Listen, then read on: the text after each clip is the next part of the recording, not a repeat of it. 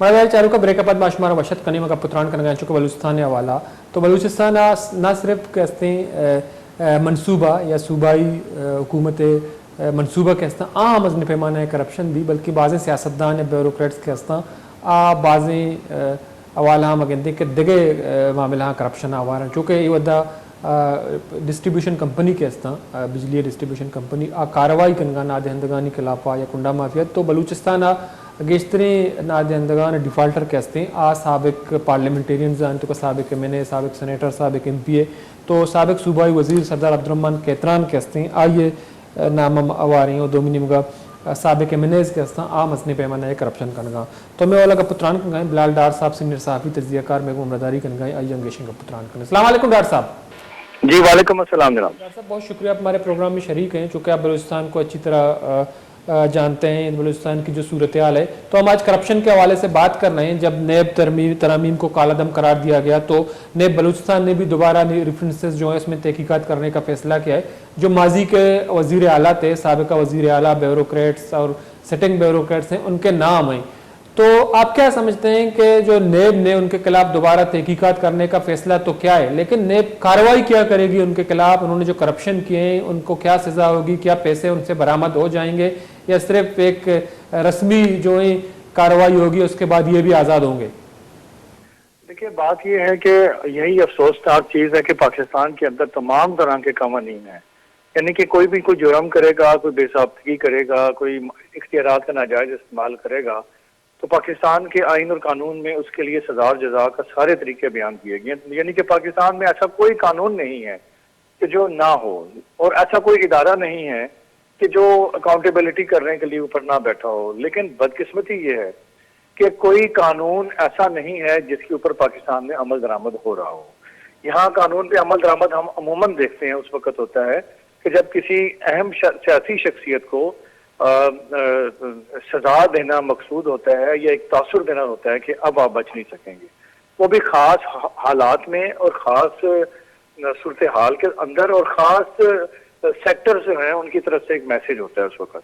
Otherwise Pakistan के अंदर सजा और जजा का अमल ना होने के बराबर है। दुनिया भर के मैंने पॉलिटिकल साइंस भी पढ़ी है तो पॉलिटिकल साइंस के दुनिया भर के माहिरीन ये कहते हैं कि किसी भी मुल्क की तबाही में उसकी तबाही में सबसे बड़ा किरदार उसकी अदलिया उसका निज़ाम अदल अदा करता है, क्योंकि जिस मुल्क में निज़ाम अदल सजा और जजा का फैसला करने वाला इदारा अपने निज़ाम अदल को पूरी तरह से इम्प्लीमेंट ना करे तो उस मुल्क का बेड़ा गर्क हो जाता है, क्योंकि जो निज़ाम होता है निज़ाम के चलने से ही मुल्क चलते हैं। तो हमारे मुल्क में ये ज़माने से आम है और हर शख्स किसी से भी पूछ लें वो खड़ा होके आप अगर यहाँ किसी रेडी बांध से, किसी छल्ली बेचने वाले से या किसी फ्रूट बेचने वाले से, किसी से भी खड़े होके पूछ लें या किसी बड़े आदमी से भी, पढ़े लिखे आदमी से, किसी प्रोफेसर से भी पूछ लें, वो यही कहेगा कि हमारे यहाँ सजाएं नहीं होती। अब फॉर एग्जाम्पल पिछले दिनों रावलपिंडी में एक हाउसिंग सोसाइटी माफिया के जो बिल्डिंग थी उनका प्लाजा, उसके बेसमेंट से 45 करोड़ रुपए बरामद हुए। बिल्कुल। तो उस जब ये खबर चल रही थी सोशल मीडिया पे धड़ाधड़ उस वक्त भी लोग यही कह रहे थे इनको सजा नहीं होगी, क्योंकि तमाम पाकिस्तान के अंदर ये तासुर बड़े मजबूत हो चुका है कि किसी को सजा नहीं होती, 4 पैसे दे के या सिफारिश करा के लोग बच के निकल आते हैं। तो उसका नतीजा क्या निकलता है कि पूरा निज़ाम आपका कोलैप्स हो जाता है। पाकिस्तान जैसे मुल्क में अगर निज़ाम ही सारे के सारा हमारा तबाह हो गया है तो हमने तरक्की कहाँ से करनी है? खुदा का खौफ नहीं आता किसी को कि जिस मुल्क के अंदर उस मुल्क के पार्लियामेंटेरियन जो रिस्पॉन्सिबल हैं उस मुल्क की पॉलिसी बनाने के लिए कि हमें इस वक्त क्या मुश्किलात हैं, आगे अगले 10 साल 20 साल 50 साल बाद क्या चैलेंजेस होंगे और उनके हवाले से हमें क्या पॉलिसीज बनानी है और किस तरह से अपने लोगों को रोजगार, सेहत, तालीम और दीगर सहूलियात देनी है और उन्हें दुनिया के हम पल्ला बनाना है। तो वो प्लानिंग करने वाले ही अगर चोर होंगे और हमारे मुहाफिज ही चोर होंगे और हमारे इदारों के अंदर ही चोरी होगी, हमारे निज़ाम अदल के अंदर ही चोरी होगी, तो उस मुल्क में डिफॉल्ट नहीं होना या उस मुल्क के अंदर लोग भूख से तंग आके खुदकुशियां नहीं करेंगे या उस बारे में नहीं सोचेंगे तो और क्या करेंगे? ये हमारी सूरत हाल खामखा में नहीं बनी। देखें आपने अपने इंट्रो में भी एक खबर का हवाला दिया कि देखिए बड़े बड़े मेगा करप्शन के स्कैंडल्स हैं और दहाइयां हो गई, उनका कोई फैसला नहीं हुआ, और वो जो करप्शन में मुलविस अफराद हैं वो दंदनाते फिर रहे हैं। इस मुल्क का अलमिया देखिए कि मुश्ताक रईसानी साहब, जिनके घर से 75 करोड़ रुपया बरामद हुआ, फिर उसके बाद एक बेकरी से कोयटा की बिस्किट भी बरामद हुए, फिर उनकी पता चला जी कराची डिफेंस और जगह जगह प्रॉपर्टी और पिंडी बैरिया टाउन और पता नहीं कहाँ कहाँ उनकी प्रॉपर्टी निकलती रही। वो पहली इब्तदाई जो करप्शन का इल्जाम नैब ने लगाया वो 2 अरब रुपया, फिर आगे नैब ने 40 अरब रुपए की करप्शन का इल्जाम लगाया उसके ऊपर, और वो महज 2 अरब रुपया दे के उनको जो सजा हुई थी वो भी उन्होंने जो 2 अरब दे के प्ली बारगेन करवा ली, और 2 अरब रुपया दे के वो कपड़े झाड़ के और सफेद कपड़े पहन के साफ क्लीन चिट लेके वापस आ गए। तो जब इस माशरे में इस तरह के बड़े बड़े काम, और जो लोग यानी कि वो आपको याद होगा उनकी वीडियो आपके बस न्यूज पर भी चलती रही कि वो वीडियो पूरी दुनिया में वायरल हुई जब उनके घर में मशीनें लगाकर नोट गिनने पड़े, इतनी करेंसी थी। तो ऐसा बड़ा मेगा स्कैंडल जो पाकिस्तान की तारीख में सबसे बड़ी बरामदगी थी, अगर उसका बंदा मुजरिम प्ली बारगेन करके निकल आया तो बाकियों के जहन में भी यही आता है कि ठीक है, जब वो निकल आया तो हम भी निकल आएंगे, कौन सी मसला है। अब आपने अपने इंट्रो में भी जैसे कहा कि बिजली के ना दहिंदा है, आप अंदाजा करें कि बलूचिस्तान के पार्लियामेंटेरियन ही बिजली के ना दहिंदा है। और मैं आपको ये भी बताता चलूं, पाकिस्तान में बिजली चोरी सबसे हमारा बड़ा मसला है जो हमारे एनर्जी सेक्टर का, और उसमें जो 3 डिस्कोज हैं या जो इलेक्ट्रिक सप्लाई कंपनीज हैं जो पाकिस्तान में सबसे बड़ी डिफॉल्टर हैं, जहां सबसे ज्यादा चोरी होती है बिजली, उनमें बदकिस्मती से कोयटा नंबर 1 पे है। 3-4 बड़ी हैं, एक कोयटा, एक कैस्को आपकी, और एक आपकी पेशावर की कैस्को, इसके बाद आपकी ये हैदराबाद की। ये 3 इलेक्ट्रिक सप्लाई कंपनीज में सबसे ज्यादा चोरी होती है। तो जहां MP MNA बिजली चोरी करते हो तो फिर आम लोग तो यही कहेंगे ना कि अगर वो चोरी करते हैं तो मुझे चोरी करने में क्या हर्ज है। वो चोरी करता है, अगर उसको नहीं पकड़ा जाता, उसको कुछ नहीं कहा जाता, तो मैं चोरी कर लूंगा तो मुझे कौन सी आफत आ जाएगी, मेरी बिजली चोरी करने से कौन सा मुल्क डूब जाएगा। तो बात यह कि फिर ये रवैये ऊपर से लेके नीचे तक सब तरफ आते हैं। तो होना तो ये चाहिए था कि किसी को प्ली बारगेन का, मैं समझता हूँ कानून ही खत्म कर देना चाहिए, और जो इस किस्म के केसेस हैं, मेगा करप्शन केसेस हैं, उनकी सजा जजा का फैसला यहाँ दहाइयों नहीं होता, लेकिन होना तो ये चाहिए कि ये हफ्तों में और महीनों में फैसले हों। जब आप ऊपर से बड़ी मछलियों के खिलाफ बड़े फैसले करेंगे तो उनके खिलाफ जब बड़े कार्रवाइयां होंगी, अगर कोई बिजली का नादहिंदा है, अगर उनकी आप बिजली घर की काट देंगे और नहीं लगाएंगे उस वक्त तक जब तक वो बिजली पूरी नहीं करके देता पैसे अपने, तो उस वक्त तक नहीं लगाएंगे तो सबको मैसेज जाएगा कि यार एक MP MNA की बिजली अगर वो बहाल नहीं करवा सका पैसे दिए बगैर, तो मेरे घर के भी काट देंगे और मुझे भी गिरफ्तार करेंगे। लेकिन तो जैसा कि आपने कभी इस माशरे में चेंज आएगा। ठीक है डॉक्टर साहब, जैसा कि आपने जिक्र किया जो एक साबिक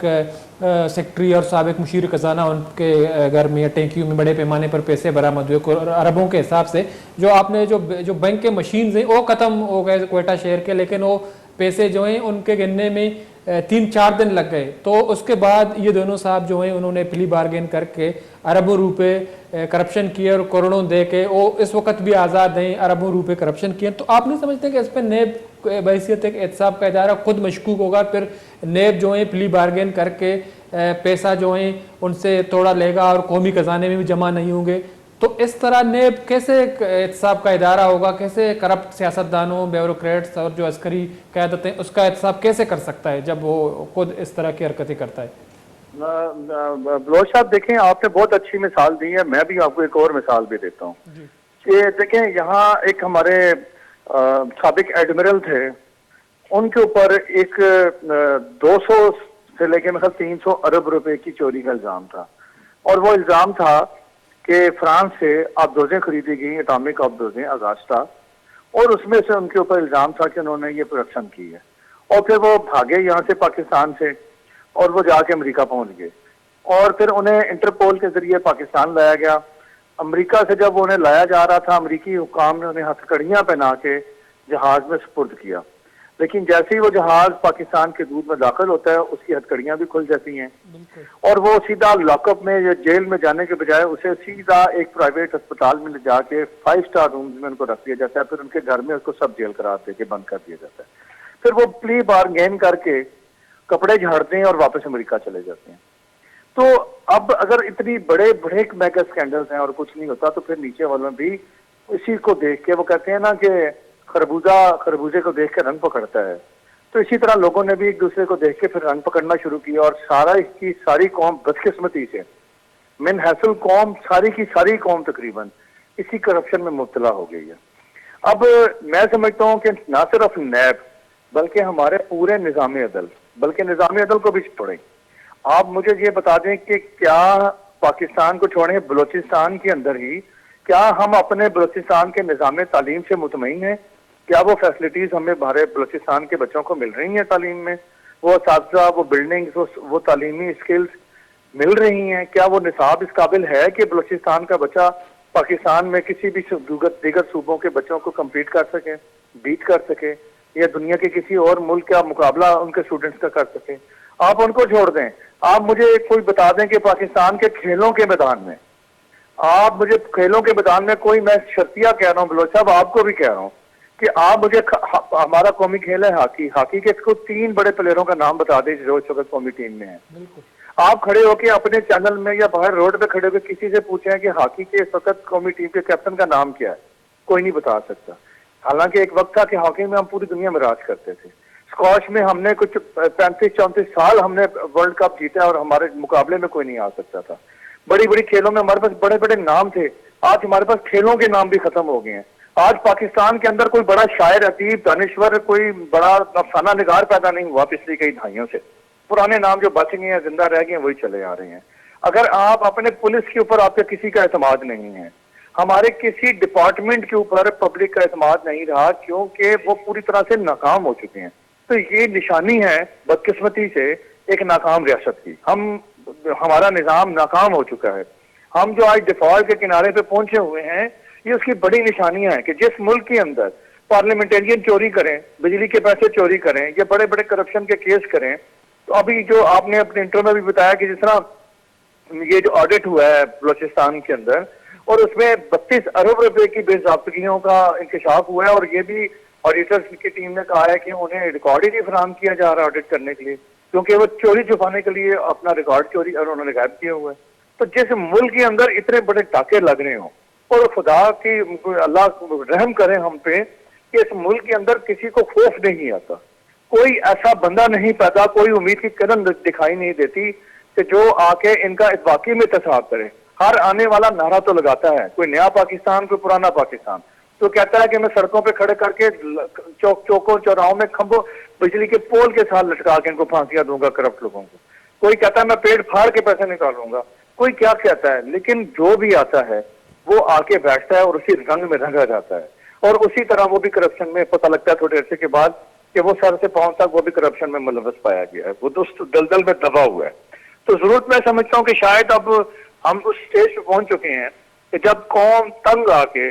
बाहर निकलेगी तो फिर वो कोई नहीं देखेगी अगर खुदा ना खास्ता किसी सिचुएशन बन गई, क्योंकि जो बड़े बड़े दुनिया के इनकलाब आए हैं ना, जहाँ लोग रोटी को तरस रहे थे, जहाँ इलाज को तरस रहे थे, और उनके ऊपर बेतहाशा जुल्म सितम बर्पा किए जा रहे थे, लेकिन जब वो लोग निकले तो उन्होंने फिर तारीख गवाह है कि बड़े बड़े बादशाह, बड़े बड़े हुक्मरान जो बड़े जाबर और बड़े जलाली थे, उन्हें अपने मोहल्लों की छतों के ऊपर हेलीकॉप्टर बुला के वहां से भागना पड़ा या वो मारे गए। तो पाकिस्तान के अंदर भी खुदा ना खासा हम उसी तरफ जा रहे हैं। तो ये अगर वाकई में मैं इस वक्त समझता हूँ कि जो मौजूदा आर्मी चीफ हैं उन्होंने बहुत बड़े अच्छे बोल्ड स्टेप लिए हैं कि उन्होंने करप्शन के खिलाफ एक तहरीक का आगाज किया है। फंडिंग हो रही है, जो पैसे छुपाए जाते हैं, जो डॉलर बना बना के घरों में रखे गए या पैसा रखा गया, उनको वो बरामद कर रहे हैं। बॉर्डर्स पे होने वाली जो खुलेआम स्मगलिंग थी उसको बंद किया है। तो मैं इस वक्त समझता हूँ कि जो मौजूदा आर्मी चीफ साहब हैं, मैं उनसे दस्तबस्ता हाथ बांध कर गुजारिश करता हूँ कि सर प्लीज इस तरफ भी तवज्जो दें और इन लोगों का एहतसाब करें, इनके हकीकत में इनके पेट फाड़ के पैसे निकालें। आज देखें ना, पाकिस्तान में बच्चा बच्चा मिसाल देता है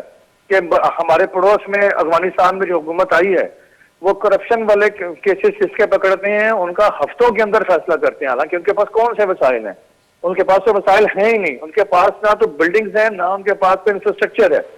लेकिन वो दिनों में खड़े होकर लोगों को सजाएं देते हैं और जिनको सजा मिलती है वो दिनों में अमल हो जाता है उसके ऊपर। तो हमारे यहाँ तो बड़ा सर, आप डॉक्टर साहब बात कर रहे हैं, तो अगर नेब का ये कानून है कि पैसे जो है बारगेनिंग की सूरत में लेके जो मुलजिम है उनको आज़ाद कराया जाए, जो नेब बलूचिस्तान ने जो ये नाम जारी किए हैं, ये लिस्ट शाया कि उसमें साबिक वज़राए आला, साबिक सेनेटर या साबिक MPAs, MNAs और ब्यूरोक्रेट्स हैं, तो आप फिर इसके खिलाफ जो है कार्रवाई कैसे होगी? अगर उन्होंने अरबों का करप्शन किया है, करोड़ों रुपए दे के फिर आज़ाद हो जाते हैं, तो करप्शन की रोकथाम आप समझते हैं कि इस तरह मुमकिन है?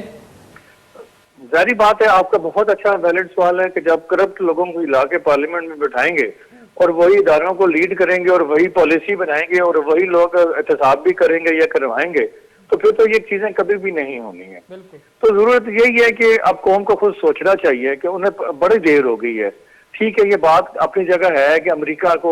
अपनी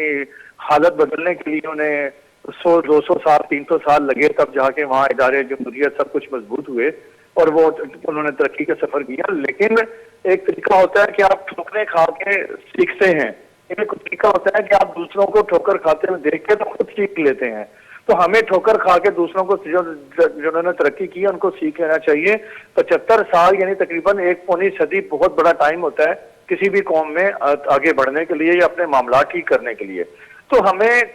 बिलहासिल कौम, हमारी बदकिस्मती ये भी है कि आज मैं और आप तकरीरें करेंगे इनके खिलाफ, जी जी फलाना MPA ने इतना ना दहिंदा है, फलाना MPA ने इतनी करप्शन का उसके ऊपर इल्जाम है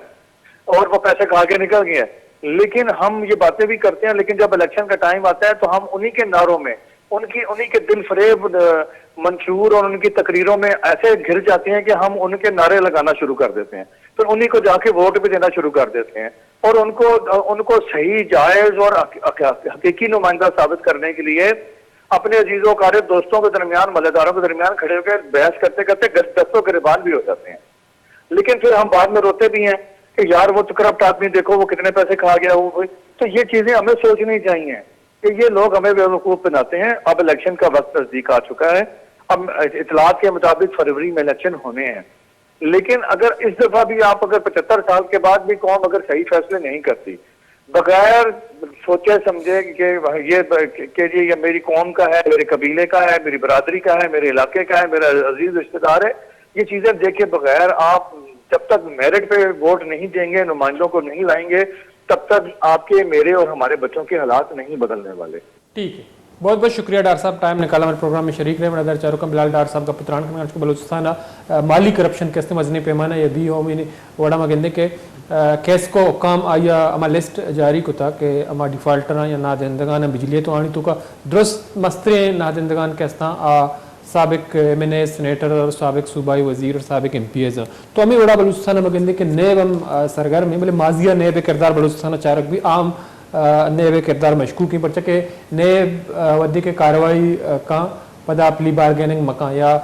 प्ली बारगेनिंग कहते नेब रिश्वतें, अगर प्ली बारगेनिंग कानून खत्म बुतबल पदा हम नेब कहते रिश्वतें मद्दामा सियासतदान करप्ट सियासतदान के खिलाफ चोड़े कार्रवाई नका माजिया मदिस्ता के बलूचिस्तान हुकूमत जर के असना टेंकियानी तहा दरत का साबिक मुशीर खजाना, साबिक सेक्रेटरी खजाना मुलविस बुतगा बलिशिया बावजूद कहते रोचे मरूची एक चुशी मजनी मेगा स्कैंडल या करप्शन हैगा आ इवदा आज़ादा और पत्ती जोड़ बुतगा तो आ हुकूमत या इस्टेब्लिशमेंट डे पसंदीदा तरी मरदमा चूँकि माँ कालिद लांगू साहब के साबिक वजीर खजाना बुता मुशीर खजाना तो आ इवदा के असने नाहल कनक बुता बलिया ये बरात दोबारा आरा को सूबाई वजीर जोड़ कनक बुता अमी बड़ा मुश्ताक रईसानी साहब कहते हैं सर्विस शुता बले आइया अरबा करबा कलदार कमाईता आज़ादी ए लिस्ट कहते जारी कनक बुता तो ईशानी खिलाफा नेब कहते चोड़ी कार्रवाई नका नेब सिर्फ फार्मेलिटी पूरा का और ईशानी खिलाफा तहकीकात का या खुद पीशिया पद कहते ईशानी खिलाफा ए चोड़ी गाम के जूरक नबी अगा ईशा अरबा कलदार करप्शन कुता तो कोरोना कलदार रिश्वत पद ई हम चुमाजिए करप्ट सियासतदान वड़ा आज़ाद हुआ कोमिदा का मराक्ष तो पासलास गुत्ता अल्ता बलूच रजा दी अल्लाह में आ रहे